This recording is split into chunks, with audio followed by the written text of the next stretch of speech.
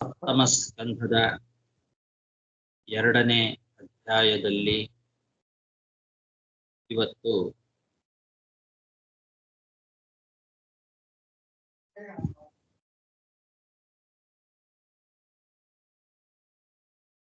ನಲವತ್ತೊಂಬತ್ತನೇ ಶ್ಲೋಕ. ಅಥ ನಿತ್ಯಂ ಅನಿತ್ಯಂ ವಾ ನೇಹ ಶೋಚಂತಿ ತದ್ವಿದಃ ಅನ್ಯಥಾ ಶಕ್ಯತೆ ಕರ್ತುಂ ಸ್ವಭಾವಃ ಶೋಚತಾಮಿತಿ.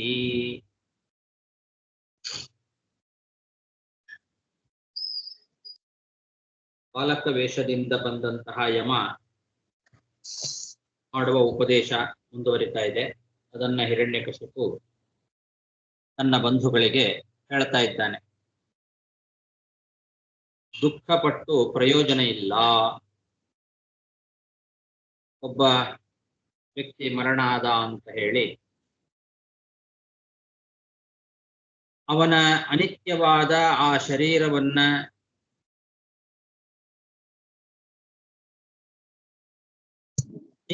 ನಾವು ದುಃಖ ಮಾತ್ರದಿಂದ ದುಃಖ ಪಡ್ತಾ ಕುತ್ಕೊಂಡ್ರೆ ಅದನ್ನ ನಿತ್ಯ ಮಾಡ್ಲಿಕ್ಕೆ ಸಾಧ್ಯ ಇಲ್ಲ. ಅನಿತ್ಯಂ ಅನಿತ್ಯಂ ವಾ ನೇಹ ಶೋಚಂತಿ ತದ್ವಿದಃ. ಆ ಶರೀರ ಅಂತ ಅನ್ನೋದು ಸ್ವಭಾವತಃ ಅನಿತ್ಯವಾದಂತಹ ಶರೀರ. ಅದನ್ನ ನಾವು ನಿತ್ಯ ಮಾಡ್ಲಿಕ್ಕೆ ಸಾಧ್ಯ ಇಲ್ಲ. ಎಷ್ಟು ನಾವು ಅದರ ಮುಂದೆ ಕೂತ ಹತ್ರನೂ ದುಃಖ ಪಟ್ರು ಕೂಡ ಆ ಶರೀರ ಮತ್ತೆ ಹಿಂತಿರುಗಿ ಬರೋದಿಲ್ಲ, ನಿತ್ಯ ಆಗೋದಿಲ್ಲ. ಹಾಗಾಗಿ ಜ್ಞಾನಿಗಳು ನಿತ್ಯದ ಬಗ್ಗೆ ಹೇಗೋ ಹಾಗೆ ಅನಿತ್ಯದ ಬಗ್ಗೆಯೂ ಕೂಡ ದುಃಖ ಪಡೋದಿಲ್ಲ ಅಂತ. ಅನ್ಯಥಾ ಶಕ್ಯತೆ ಕರ್ತುಂ ಸ್ವಭಾವ. ಆ ಸ್ವಭಾವವನ್ನ ಅನ್ಯಥಾ ಮಾಡ್ಲಿಕ್ಕೆ ಸಾಧ್ಯ ಇಲ್ಲ. ಆದ್ರಿಂದ ಜ್ಞಾನಿಗಳು ನಿತ್ಯಂ ಅನಿತ್ಯಂ ವಾ, ಅದು ನಿತ್ಯ ಆಗಿರ್ಲಿ ಅನಿತ್ಯ ಆಗಿರ್ಲಿ ಎಲ್ಲವನ್ನು ಒಂದೇ ರೀತಿಯಾಗಿ ಕಾಣ್ತಾರೆ. ಯಾವುದರ ಬಗ್ಗೆನೂ ದುಃಖ ಪಡೋದಿಲ್ಲ. ನಿತ್ಯದ ಬಗ್ಗೆ ಹೇಗೆ ದುಃಖ ಪಡೋದಿಲ್ವಾ ಹಾಗೆ ಅನಿತ್ಯದ ಬಗ್ಗೆನೂ ದುಃಖ ಪಡೋದಿಲ್ಲ ಅಂತ ಅರ್ಥ. ಅಥ ನಿತ್ಯಂ ಅನಿತ್ಯಂ ವಾ ನೇಹ ಶೋಚಂತಿ ತದ್ವಿದಃ ಅನ್ಯಥಾ ಶಕ್ಯತೆ ಕರ್ತುಂ ಸ್ವಭಾವಃ ಶೋಚತಾಮಿತಿ. ಲುಬ್ಧಕೋ ವಿಪಿನೇ ಕಶ್ಚಿತ್ ಪಕ್ಷಿಣಾಂ ನಿರ್ಮಿತೋಂತಕಃ ವಿದತ್ಯಜಾಲಂ ವಿದಧೇ ತತ್ರ ತತ್ರ ಪರಲೋಭನಂ. ಒಬ್ಬ ವ್ಯಕ್ತಿ ಈ ಪಕ್ಷಿಗಳನ್ನೆಲ್ಲ ಹಿಡಿಬೇಕು ಅಂತ ಕಾಡಿನಲ್ಲಿ ಬೇಡ, ಎಲ್ಲಾ ಪಕ್ಷಿಗಳನ್ನು ಕೂಡ ಹಿಡಿಬೇಕು ಅಂತ ಉಪಾಯ ಮಾಡ್ತಾನೆ. ಆ ಪಕ್ಷಿಗಳನ್ನೆಲ್ಲ ಹಿಡಿಲಿಕ್ಕೋಸ್ಕರ ಅವನೇನ್ ಮಾಡ್ತಾನೆ, ಅಲ್ಲಲ್ಲಿ ಕಾಳುಗಳನ್ನ ಚೆಲ್ತಾನೆ. ಕಾಳುಗಳು ಅಲ್ಲಲ್ಲಿ ಬಿದ್ದು ಆಹಾರ ವಸ್ತುಗಳು ಇರೋದನ್ನ ನೋಡಿ ಅವುಗಳನ್ನ ತಿನ್ಲಿಕ್ಕೆ ಅಂತ ಪಕ್ಷಿಗಳು ಬರ್ತದೆ. ವಿಧಿವಶಾತ್ ಆ ಪಕ್ಷಿಗಳು ಆ ಪ್ರಲೋಭನೆಗೆ ಒಳಗಾಗಿ ಅವನ ಕೈಗೆ ಬಿದ್ದು ಸಾಯ್ತಾವೆ. ಅದರಂತೆ ಈ ಎಲ್ಲ ಪ್ರಲೋಭನೆಗಳು ನಮಗೆ ಕಾಡಿನಲ್ಲಿ ಪಕ್ಷಿಗಳಿಗೆ ಆ ಲುಬ್ಧಕ ಅಂದ್ರೆ ಒಬ್ಬ ಬೇಡ, ಅವುಗಳನ್ನ ಕೊಲ್ಲಬೇಕು ಅಂತ ಎಲ್ಲ ಕಡೆ ಬಲೆ ಬೀಸಿ ಅಲ್ಲಲ್ಲಿ ಆಹಾರ ವಸ್ತುಗಳ ಪ್ರಲೋಭನೆಯನ್ನ ಕೊಡ್ತಾನೆ. ಆ ಥರ ನಮಗೆ ಸಂಸಾರದಲ್ಲಿ ಸಿಗುವಂತಹ ಸುಖ ಅಂತನ್ನೋದು ಅದು ಅಶಾಶ್ವತವಾದದ್ದು, ಅನಿತ್ಯವಾದದ್ದು. ಆ ಕಾಡಿನಲ್ಲಿ ಪಕ್ಷಿಗಳಿಗೆ ಅಲ್ಲಿ ಬಿದ್ದಂತಹ ಆಹಾರಗಳು, ಆ ಆಹಾರ ವಸ್ತುಗಳು ಹೇಗೆ ಅನಿತ್ಯವೋ ಅವುಗಳನ್ನ ಸಾಯಿಸ್ಲಿಕ್ಕೆ ಅಂತ ಹಾಕಿರೋ ಪ್ರಲೋಭನೆ ಅದು. ಆಸೆ ತೋರಿಸಿ ಅದನ್ನು ತಿನ್ಲಿಕ್ಕೆ ಬರುವಂತೆ ಮಾಡಿ ಬಲೆಯಲ್ಲಿ ಸಿಕ್ಕಾಕ್ಸ್ಲಿಕ್ಕೆ ಆ ಥರ. ಹಾಗಾಗಿ ಇದು ಅನಿತ್ಯ ಅಂತ ತಿಳ್ಕೊಳ್ಬೇಕು.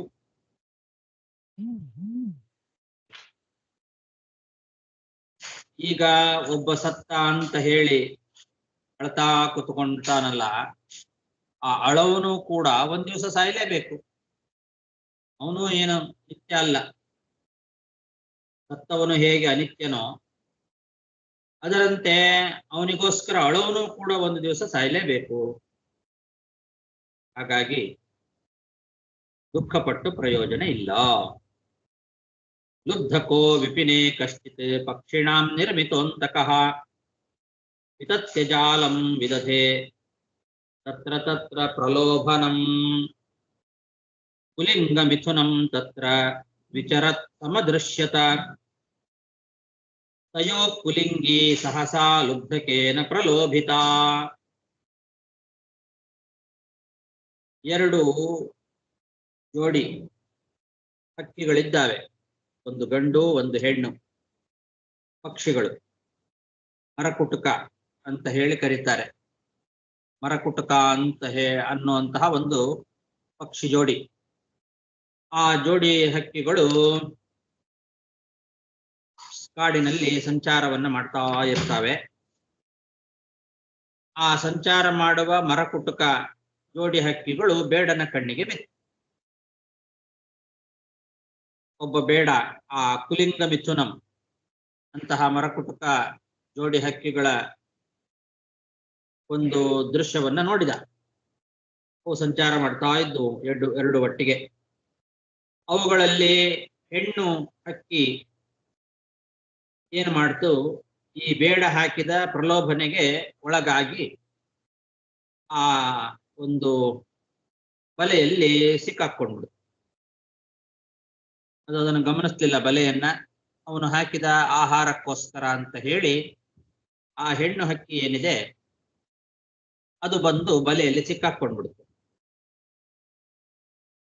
ಪುಲಿಂಗ ಮಿಥುನಂ ತತ್ರ ವಿಚರತ್ ಸಮದೃಶ್ಯತ ತಯೋ ಪುಲಿಂಗಿ ಸಹಸಾ ಲುಬ್ಧಕೇನ ಪ್ರಲೋಭಿತಾ ತಾ ಸಜ್ಜತಸಿ ಚ ತಂತ್ಯಾ ಮಹಿಷಿ ಕಾಲಯಂತ್ರಿತ ಪುಲಿಂಗಸ್ತಾಂ ತಥಾಪನ್ನಾಂ ನಿರೀಕ್ಷ ಭೃಷ ದುಃಖಿತಃ.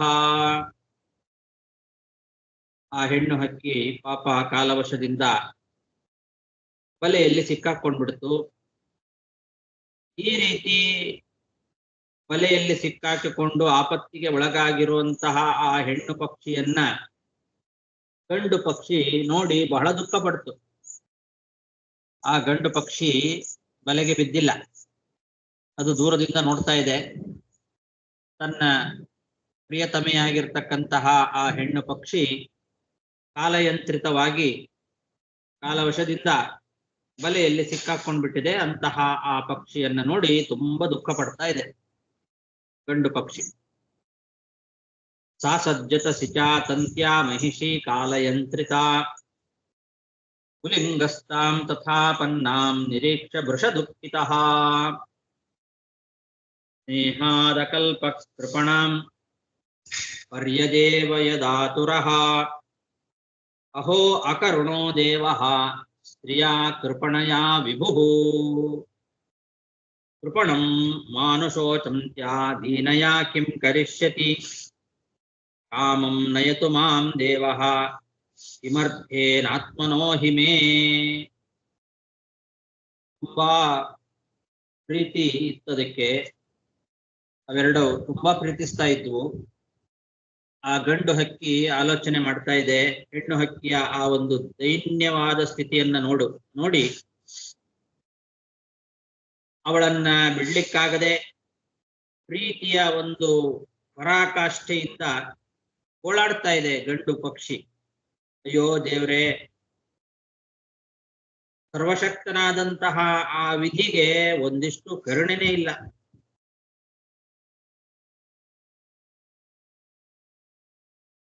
ನಾನು ಬಡಪಾಯಿ, ಅಂತಹ ನಾನು ದುಃಖ ಪಟ್ರೆ ಅವಳು ದುಃಖ ಪಡ್ತಾಳೆ. ಆ ಬಡಪಾಯಿಯಾದಂತಹ ದೀನಳಾದಂತಹ ಹೆಣ್ಣು ಇವಳು ಬ್ರಹ್ಮಣೆ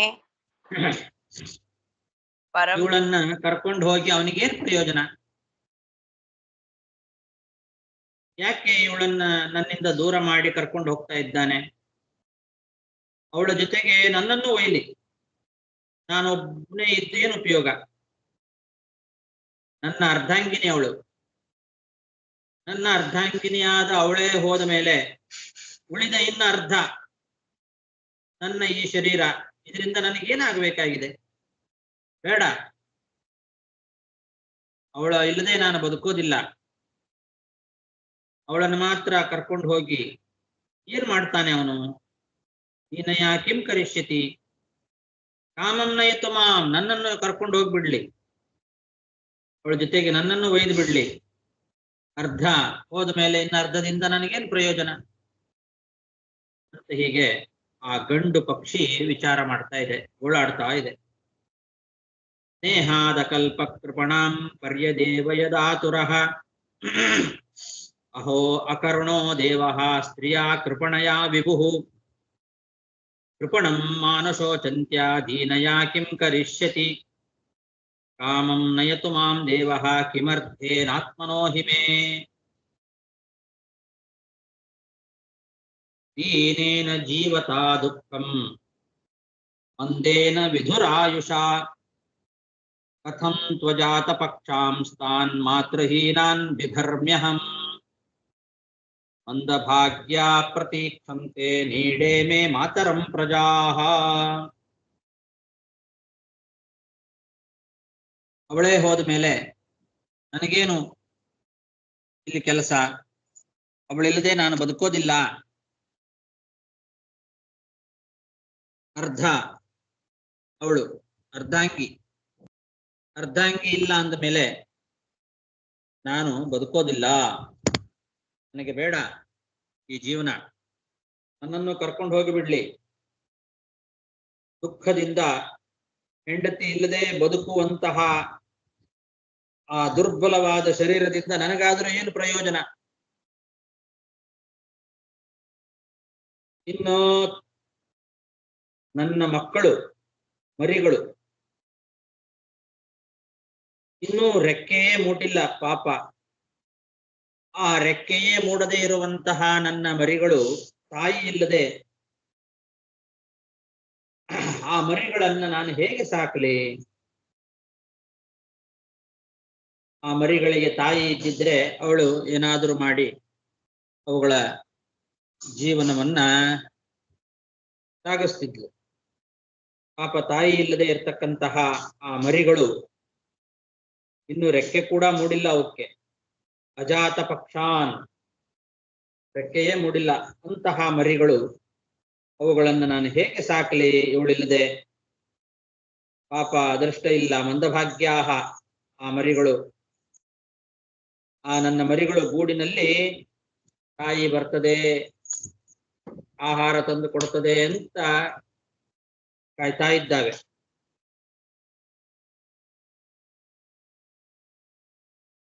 ದೀನೇನ ಜೀವತಾ ದುಃಖಂ ಮಂದೇನ ವಿಧುರಾಯುಷಾ ಕಥಂ ತ್ವಜಾತ ಪಕ್ಷಾಂಸ್ತಾನ್ ಮಾತೃಹೀನಾನ್ ಬಿಭರ್ಮ್ಯಹಂ ಮಂದಭಾಗ್ಯಾ ಪ್ರತೀಕ್ಷಂತೆ ನೀಡೇ ಮೇ ಮಾತರಂ ಪ್ರಜಾಃ ಏವಂ ಕುಲಿಂಗಂ ವಿರುವಂತಮಾರಾತ್ ಪ್ರಿಯಾ ವಿಯೋಗಾತುರಮಶ್ರುಕಂಠಂ ತದೈವ ತಂ ಶಾಕುನಿಕಶ್ಶರೇಣ ವಿವ್ಯಾಧ ಕಾಲ ಪ್ರಹಿತೋ ನಿಲೀನಃ. ಈ ರೀತಿ ಆ ಗಂಡು ಹಕ್ಕಿ ಏನಿದೆ, ತನ್ನ ಪ್ರಿಯತಮೆಯಾಗಿರ್ತಕ್ಕಂತಹ ಆ ಹೆಣ್ಣು ಹಕ್ಕಿಯ ವಿರಹವನ್ನ ತಾಳ್ಲಿಕ್ಕಾಗದೆ ಕಣ್ಣೀರು ಹಾಕ್ತಾ ಇದೆ. ಕಣ್ಣೀರಿನಿಂದ ಗಂಟ್ಲು ಕಟ್ಟಿಕೊಂಡಿದೆ. ಆ ಹೆಣ್ಣು ಹಕ್ಕಿಯ ಸಮೀಪದಲ್ಲೇ ನಿಂತು ಅಳ್ತಾ ಇದೆ. ಈ ರೀತಿ ಅಳ್ತಾ ಇರುವಾಗ ಆ ಹಕ್ಕಿಯ ಅಂತ್ಯಕಾಲ ಬಂದುಬಿಟ್ಟಿತ್ತು. ಆ ಅಂತ್ಯಕಾಲ ಅಂದ್ರೆ ಯಮ ಅವನು ಕಳಿಸಿರ್ತಕ್ಕಂತಹ ಬೇಡ ಅಲ್ಲೇ ಅಡಗಿ ನಿಂತು ಬಾಣದಿಂದ ಅದನ್ನು ಹೊಡೆದು ಬಿಟ್ಟ. ಆ ಹಕ್ಕಿಗೆ ಅವನೇ ಅಂತ್ಯಕಾಲ, ಅವನೇ ಕೊನೆ, ಅವನೇ ಯಮ.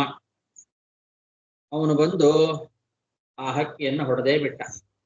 ಅದರ ಪಕ್ಕದಲ್ಲೇ ನಿಂತು ಇದು ಅಳತಾ ಇದೆ, ದುಃಖ ಪಡ್ತಾ ಇದೆ ಗಂಡು ಹಕ್ಕಿ. ಆದರೆ ಕಾಲ ಕಳಿಸಿಬಿಟ್ಟಿದ್ದ ಇವನನ್ನ. ಆ ಕಾಲಪ್ರಹಿತೋ ನಿಲೀನಃ, ಅಡಗಿಕೊಂಡು ಕುತ್ಕೊಂಡಿದ್ದ ಅವನು, ಬೇಡ, ಕಾಲನಿಂದ ಪ್ರೇರಿತನಾದವನು, ಕಾಲ ಕಳಿಸಿಕೊಟ್ಟಂತಹ ಒಬ್ಬ ಬೇಡ ಕಳಿಸಿಕೊಟ್ಟು ಬಿಟ್ಟಿದ್ದ. ಅವನೇ ಅಡಗಿ ಕೊಟ್ಟುಕೊಂಡು ಆ ಹಕ್ಕಿಯನ್ನ ಬಾಣದಿಂದ ಹೊಡೆದೇ ಬಿಟ್ಟ. ಏವಂ ಕುಲಿಂಗಂ ವಿರುವಂತಮಾರಾತ್ ಪ್ರಿಯಾ ವಿಯೋಗಾತುರಮಶ್ರು ಕಂಠಂ ತದೈವ ತಂ ಶಾಕುನಿಕಶರೇಣ ವಿವ್ಯಾಧ ಕಾಲ ಪ್ರಹಿತೋ ನಿಲೀನಃ. ಏವಂ ಯೂಯಂ ಅಪಶ್ಯಂತ್ಯಃ ಆತ್ಮಾಪಾಯಮಬುದ್ಧಯಃ ನೈನಂ ಪ್ರಾಪ್ಸ್ಯಥ ಶೋಚಂತ್ಯಃ ಪತಿಂ ವರ್ಷಶತೈರಪಿ.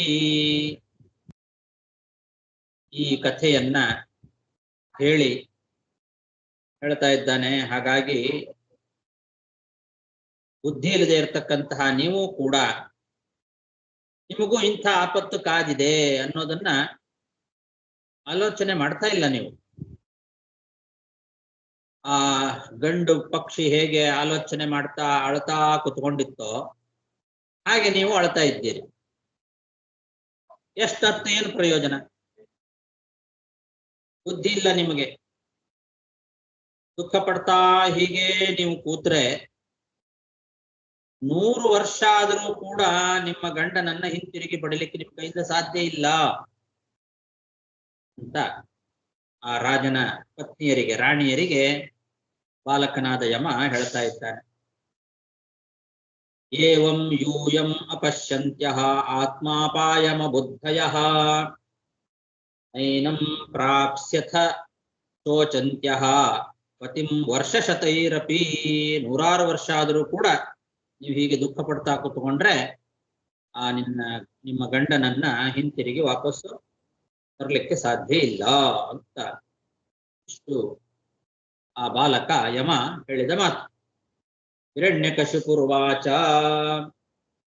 ಬಾಲ ಏವಂ ಪ್ರವದತಿ ಸರ್ವೇ ವಿಸ್ಮಿತಚೇತಸಃ ಜ್ಞಾತಯೋ ಮೇನಿರೇ ಸರ್ವಮನಿತ್ಯಂ ಅಯಥೋತ್ಥಿತಂ. ಹಿರಣ್ಯಕಶಿಪು ಈ ಕಥೆಯನ್ನ, ಅಂದ್ರೆ ಯಮ ಬಾಲಕ ರೂಪದಿಂದ ಬಂದು ಆ ರಾಣಿಯರಿಗೆ ಹೇಳಿದ ಮಾತು, ಎಲ್ಲ ಕಥೆಯನ್ನ ಹೇಳ್ತಾ ಇದ್ದಾನೆ ಹಿರಣ್ಯಕಶಿಪು. ಬಾಲಕ ಹೀಗೆ ಹೇಳಿದಾಗ ಆಶ್ಚರ್ಯ ಆಯ್ತಂತೆ ಎಲ್ಲಾ ಬಂಧುಗಳಿಗೂ. ಅಂತಹ ಆಶ್ಚರ್ಯಗೊಂಡಂತಹ ಎಲ್ಲಾ ಬಂಧುಗಳು ಕೂಡ ತಮ್ಮ ತಮ್ಮ ಐಹಿಕವಾದ ಸಂಪತ್ತೇನಿದೆ ಅದೆಲ್ಲ ಅನಿತ್ಯ ಅಂತ ತಿಳ್ಕೊಂಡ್ರು ಈ ಕಥೆಯನ್ನ ಕೇಳಿ. ಅವುಗಳ ಮೇಲೆ ತಮ್ಮ ಒಡೆತನ ಏನಿದೆ ಇದು ಅಶಾಶ್ವತ, ಇದು ನಮ್ಮ ಸಂಪತ್ತು, ಇದು ನಮ್ದು ಅಂತೆಲ್ಲ ಏನ್ ತಿಳ್ಕೊಂಡಿದ್ದೇವೆ, ಈ ಸಂಪತ್ತು, ಇದರ ಒಡೆತನ ಇದೆಲ್ಲವೂ ಕೂಡ ಮಿಥ್ಯಾ ಅಂತ ತಿಳ್ಕೊಂಡ್ರು. ಸರ್ವಂ ಅನಿತ್ಯಂ ಅಯಥೋತ್ಥಿತಂ ಅಯಥಾ ಉತ್ಥಿತಂ ಅಂತ. ಇದರ ಮೇಲೆ ಇರುವ ಒಡೆತನ ಅದು ಮಿಥ್ಯಾ, ಈ ಸಂಪತ್ತೆಲ್ಲ ಅನಿತ್ಯ, ಇದರ ಒಡೆತನ ನಮಗೆ ಸುಳ್ಳು ಅಂತ ತಿಳ್ಕೊಂಡ್ರು ಅಂತ. ಅಯಥೋತ್ಥಿತಂ ಅಂತಿದೆ ಪದ. ಅಯಥ ಅಂದ್ರೆ ಮಿಥ್ಯಾ ಅಂತ ಅರ್ಥ. ಎಲ್ಲವೂ ಅಯಥೋತ್ಥಿತಂ ಅಂತ ತಿಳ್ಕೊಂಡ್ರು. ಅದರ ಒಡೆತನ ಅಂತ ಅನ್ನೋದು ಸುಳ್ಳು, ನಮಗೆ ಅದರ ಒಡೆತನ ಇಲ್ಲ. ನಮಗೆ ನಾವು ಸುಮ್ಮನೆ ಇದನ್ನು ಒಡೆಯರು, ಈ ಸಂಪತ್ತಿಗೆ ನಾವೇ ಒಡೆಯರು ಅಂತ ನಾವು ತಿಳ್ಕೊಂಡಿದ್ದೇವೆ. ನಿಜವಾಗ್ಲೂ ಅದರ ಒಡೆತನ ನಮಗೆ ಇಲ್ಲ, ಇದರ ಒಡೆತನ ನಮಗಿರೋದು ಸುಳ್ಳು ಅಂತ ತಿಳ್ಕೊಂಡ್ರು. ಈ ಸಂಪತ್ತೆಲ್ಲ ಅನಿತ್ಯ ಅಂತ ತಿಳ್ಕೊಂಡ್ರು ಅಂತ ಅರ್ಥ. ಇಲ್ಲಿ ಶ್ರೀಧರಿಯ ವ್ಯಾಖ್ಯಾನದಲ್ಲಿ ಅಯಥೋತ್ಥಿತಂ ಅನ್ನೋದಕ್ಕೆ ಎಲ್ಲವೂ ಮಿಥ್ಯಾ ಅಂತ ಕಾಣಿಸಿಕೊಂಡಿದ್ದು ಅಂತ ಅರ್ಥ ಮಾಡಿದ್ದಾರೆ.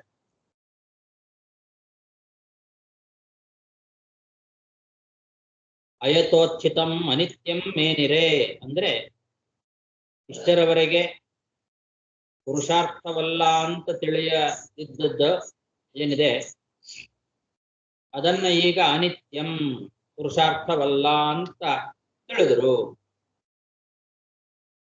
ಇದುವರೆಗೂ ಇದು ಪುರುಷಾರ್ಥ ಅಲ್ಲ ಅಂತ ತಿಳ್ಕೊಂಡಿರ್ಲಿಲ್ಲ.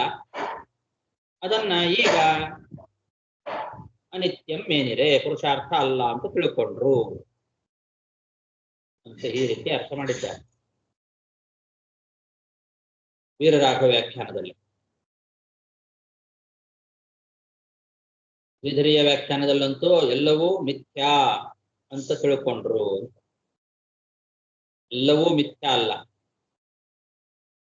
ಸರ್ವಮಿಥ್ಯಾತ್ವ ಅಂತನ್ನೋದು ಪ್ರಮಾಣ ಬಾಧಿತ. ಅಯತೋತ್ಥಿತಂ ಅನ್ನೋ ಶಬ್ದಕ್ಕೆ ಸುಳ್ಳೇ ಕಾಣಿಸಿಕೊಂಡದ್ದು ಅಂತ ಅರ್ಥ. ಅದಕ್ಕೆ ಹಾಗೆ ಅರ್ಥ ಬರ್ತದೆ. ಅಯಥಾ ಉತ್ಥಿತ, ಸುಳ್ಳೇ ನಮಗೆ ಕಾಣಿಸ್ಕೊಂಡದ್ದು. ಆದ್ರಿಂದ ಎಲ್ಲವನ್ನೂ ಸುಳ್ಳು ಅನಿತ್ಯ ಅಂತ ತಿಳಿದ್ರು ಅಂತ ಈ ರೀತಿ ಅರ್ಥ ಮಾಡಬೇಕು. ಪ್ರಮಾಣಕ್ಕೆ ಅನುಸಾರವಾಗಿ ಯಾವತ್ತೂ ಕೂಡ ನಾವು ಯಾವುದೇ ಒಂದು ಪದಕ್ಕೆ ಅರ್ಥ ಮಾಡಬೇಕಾಗಿದ್ರೆ ಪ್ರಮಾಣಗಳಿಗೆ ಅನುಸಾರವಾಗಿ ಅರ್ಥ ಮಾಡಬೇಕು. ಪದಗಳಿಗೆ ಏನು ಬೇಕಾದ್ರೂ ಅರ್ಥ ಮಾಡಬಹುದು, ಆಯಾಯ ಸಂದರ್ಭಕ್ಕೆ ತಕ್ಕಂತೆ ನೋಡಿ ನಾವು ಅರ್ಥ ಮಾಡಬೇಕು. ಕೆಲವು ಕಡೆಗೆ ಪ್ರಮಾಣಕ್ಕನುಸಾರವಾಗಿ ಆ ಪದಕ್ಕೆ ಅರ್ಥ ಸಂಕೋಚ ಮಾಡಬೇಕು. ಕೆಲವು ಕಡೆಗೆ ಕೆಲವು ಪ್ರಮಾಣಗಳಿಗೆ ಅನುಸಾರವಾಗಿ ಆ ಅರ್ಥವನ್ನೇ ಇಟ್ಕೊಳ್ಬೇಕು. ಆ ಪದದಿಂದ ಯಾವ ಅರ್ಥ ಬರುತ್ತೋ ಆ ಅರ್ಥನೇ ಇಟ್ಕೊಳ್ಬೇಕು. ಇನ್ನು ಕೆಲವು ಕಡೆಗೆ ಬೇರೆ ಅರ್ಥ ಮಾಡಬೇಕಾಗತ್ತೆ. ಆ ಪದಕ್ಕೆ ಬೇರೆ ಅರ್ಥನೂ ಮಾಡ್ಲಿಕ್ಕೆ ಬರುವಂತಹ ಪದ ಇರುತ್ತೆ. ಆಯಾ ಸಂದರ್ಭಕ್ಕೆ ಅನುಗುಣವಾಗಿ ಪ್ರಮಾಣಕ್ಕೆ ಅನುಸಾರವಾಗಿ ನಾವು ಅರ್ಥಗಳನ್ನ ಮಾಡಬೇಕಾಗ್ತದೆ. ಹಾಗಾಗಿ ಎಲ್ಲವೂ ಸುಳ್ಳಲ್ಲ. ಮಾಡ್ರಿ, ಇಡೀ ಜಗತ್ತು ಸುಳ್ಳು ಅಂತ ಇಟ್ಟುಕೊಂಡು ಅವರು ವ್ಯಾಖ್ಯಾನ ಮಾಡಿದ್ದಾರೆ ಶ್ರೀಧರಿಯ ವ್ಯಾಖ್ಯಾನದಲ್ಲಿ. ಇಡೀ ಜಗತ್ತೆಲ್ಲ ಸುಳ್ಳಲ್ಲ, ಎಲ್ಲವೂ ಅನಿತ್ಯವೂ ಅಲ್ಲ, ಕೆಲವು ನಿತ್ಯವಾದದ್ದು ಇದೆ. ಹಾಗಾಗಿ ಎಲ್ಲವೂ ಅನಿತ್ಯ ಅಂತ ತಿಳ್ಕೊಂಡ್ರು ಅಂತ ಹಂಗೂ ಅರ್ಥ ಮಾಡಬಾರದು, ಎಲ್ಲವೂ ಸುಳ್ಳು ಅಂತ ತಿಳ್ಕೊಂಡ್ರು ಅಂತ ಹಾಗೂ ಅರ್ಥ ಮಾಡಬಾರದು. ಐಹಿಕವಾದ ಸಂಪತ್ತೆಲ್ಲ ಅನಿತ್ಯ ಅಂತ ತಿಳ್ಕೊಂಡ್ರು. ಐಹಿಕವಾದ ಸಂಪತ್ತೇನಿದೆ ಅದು ಮಾತ್ರ ಅನಿತ್ಯ. ಪಾರಮಾರ್ಥಿಕವಾದದ್ದು ಅಲೌಕಿಕವಾದ ಸಂಪತ್ತೇನಿದೆ ಅದು ಅನಿತ್ಯ ಅಲ್ಲ. ಹಾಗಾಗಿ ಇವರು ಇದುವರೆಗೂ ಯಾವುದನ್ನ ಸಂಪತ್ತನ್ನ ನೆಚ್ಚಿಕೊಂಡು ಬದುಕ್ತಾ ಇದ್ರೋ ಆ ಐಹಿಕವಾದ ಸಂಪತ್ತಿನಿದೆ ಅದೆಲ್ಲ ಅನಿತ್ಯ ಅಂತ ತಿಳ್ಕೊಂಡ್ರು. ಆ ಸಂಪತ್ತಿನ ಮೇಲೆ ನಮಗೆ ಒಡೆತನ ಇದೆ ಅಂತ ಏನ್ ತಿಳ್ಕೊಂಡಿದ್ರಲ್ಲ ಅದು ಸುಳ್ಳು. ಅವ್ರಿಗೆ ಅದರ ಮೇಲೆ ಒಡೆತನ ಇಲ್ಲ. ಯಾಕೆಂದ್ರೆ ಎಲ್ಲದರ ಮೇಲೆ ಒಡೆತನ ಇರೋದು ಭಗವಂತನಿಗೆ ಮಾತ್ರ. ಅವನೊಬ್ಬನೇ ಸ್ವತಂತ್ರ. ನಾವೇ ಸ್ವತಂತ್ರವಾಗಿ ಮಾಡ್ತಾ ಇದ್ದೇವೆ. ಈ ಹಣದ ಮೇಲೆ, ಈ ಆಸ್ತಿಯ ಮೇಲೆ ನಮಗೆ ಸ್ವಾತಂತ್ರ್ಯ ಇದೆ ಅಂತ ಏನ್ ತಿಳ್ಕೊಂಡಿದ್ರಲ್ಲ ಅದು ಸುಳ್ಳು. ಹಾಗಾಗಿ ಆ ಸ್ವಾತಂತ್ರ್ಯ ಏನಿದೆ ಅದು ಸುಳ್ಳು ಅಂತ ತಿಳ್ಕೊಂಡ್ರು ಅಂತ ಹಾಗೆ ಅರ್ಥ ಮಾಡಬೇಕು. ಕೆಲವನ್ನ ಸುಳ್ಳು ಅಂತ ತಿಳ್ಕೊಂಡ್ರು, ಕೆಲವನ್ನ ಅನಿತ್ಯ ಅಂತ ತಿಳ್ಕೊಂಡ್ರು. ಇಡೀ ಜಗತ್ತು ಮಹದಾದಿ ಬ್ರಹ್ಮಾಂಡ ಪರ್ಯಂತ ಎಲ್ಲವೂ ಸತ್ಯನೇ, ಯಾವುದೂ ಸುಳ್ಳಲ್ಲ. ಪ್ರಕೃತಿಯ ಪರಿಣಾಮದಿಂದ ಉಂಟಾಗಿರ್ತಕ್ಕಂತಹ ಇಡೀ ಬ್ರಹ್ಮಾಂಡ ಅದೆಲ್ಲವೂ ಸತ್ಯ, ಆದರೆ ಅನಿತ್ಯ. ಪ್ರಕೃತಿ ನಿತ್ಯ, ಅದು ಸತ್ಯ. ಪರಮಾತ್ಮನೂ ನಿತ್ಯ, ಪರಮಾತ್ಮನೂ ಸತ್ಯ. ಆದರೆ ಪ್ರಕೃತಿ ಅಸ್ವತಂತ್ರ, ಪರಮಾತ್ಮ ಸ್ವತಂತ್ರ. ಈ ರೀತಿ ತಿಳ್ಕೊಂಡ್ರು ಅಂತ ಅರ್ಥ. ಹಾಗಾಗಿ ಈ ಶ್ಲೋಕದಲ್ಲಿ ಅಸತ್ಯ, ಅನಿತ್ಯ, ಸತ್ಯ, ನಿತ್ಯ, ಸ್ವತಂತ್ರ ಇದೆಲ್ಲ ಉಪಲಕ್ಷಣೆಯ ಇಟ್ಟುಕೊಳ್ಬೇಕು. ಆವಾಗಲೇ ಅದು ನಿಜವಾದ ಪರಿಪೂರ್ಣವಾದ ತತ್ವಜ್ಞಾನ ಅಂತ ಕರೆಸ್ಕೊಳ್ತದೆ. ಹಾಗಾಗಿ ವ್ಯಾಖ್ಯಾನ ಮಾಡುವಾಗ ಬಹಳ ಎಚ್ಚರಿಕೆಯಿಂದ ಪ್ರಮಾಣಗಳನ್ನ ನೋಡಿಕೊಂಡು ಮಾಡಬೇಕಾಗ್ತದೆ. ಈ ಒಂದು ಕೆಲಸವನ್ನ ಜಗದ್ಗುರುಗಳಾದಂತಹ ಮಧ್ವಾಚಾರ್ಯರು ಮಾತ್ರ ಎಲ್ಲ ಶಾಸ್ತ್ರಗಳ ಪ್ರಮಾಣಗಳನ್ನ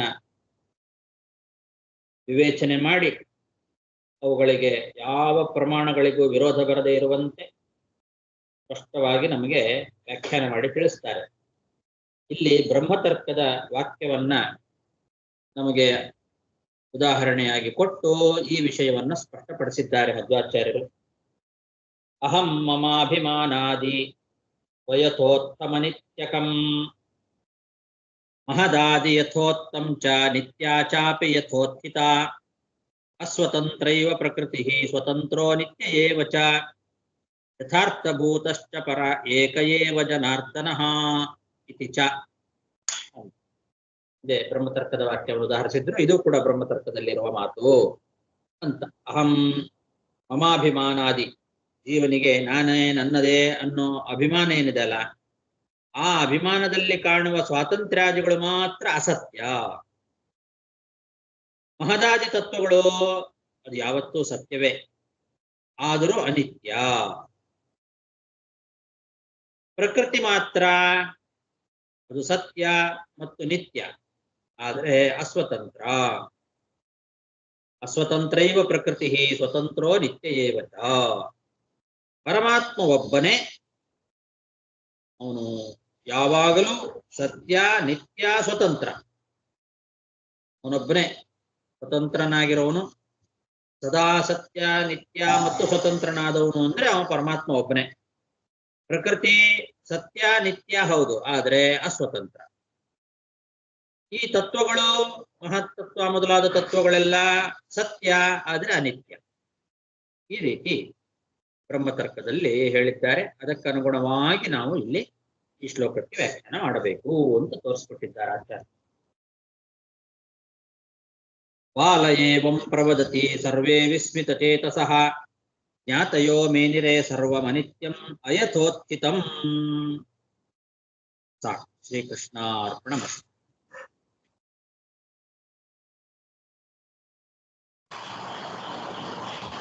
ನಮಸ್ಕಾರ ಗುರುಗಳೇ. ಹರೇ ಶ್ರೀನಿವಾಸ. ನಮಸ್ಕಾರ ಗುರುಗಳೇ. ನಮಸ್ಕಾರ. ಗುರುಗಳೇ.